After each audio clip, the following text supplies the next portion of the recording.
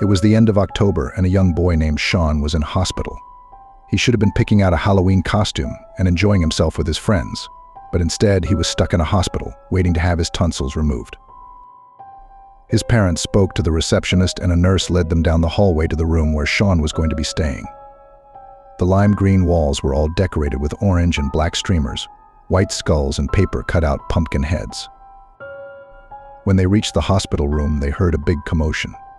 There was a boy lying in one of the beds, and he was screaming, "I'm not Martin. I'm not Martin." Two other nurses were trying to calm him down. One held a big syringe and the other prepared his arm to give him an injection. They pulled the curtains around his bed. The screaming gradually stopped, and when the nurses opened the curtains again, the boy was lying unconscious in his bed. Shawn was curious and asked the nurse what was wrong with the boy. "He's having his left leg amputated in the morning," she said. "The poor boy is so nervous about it that he is trying to convince us that he's not himself. He thinks if he says he's not Martin, he won't have to have the operation." "Are you sure you have the right person?" Shawn asked. "Of course," replied the nurse. "His name's Martin. It's right there on his chart." Shawn's parents left, and he sat on the edge of his bed, reading a book.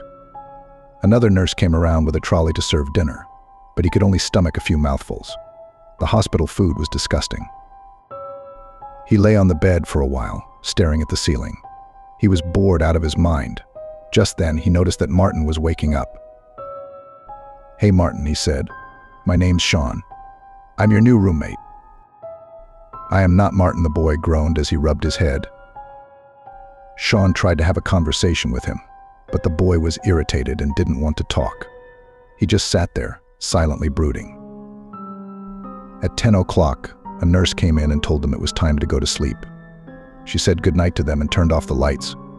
Just before the lights went out, Shawn noticed the other boy staring at him with an odd look on his face. He soon dozed off, but his sleep was haunted by strange dreams.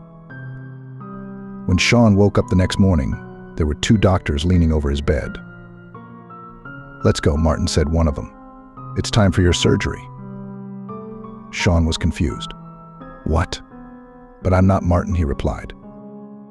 "The nurses warned us about you," the other doctor replied. "They told us you'd say that." "You're making a big mistake," Shawn insisted.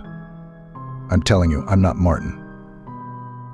One doctor reached out and checked the medical chart at the end of his bed. "Of course you are," he replied. "It says so right here on your chart." "That's not right," Shawn screamed. "Somebody must have switched them."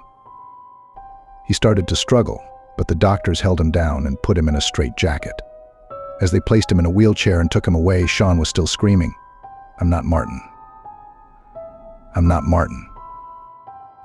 The last thing he saw as they wheeled him out the door was the smiling face of the real Martin.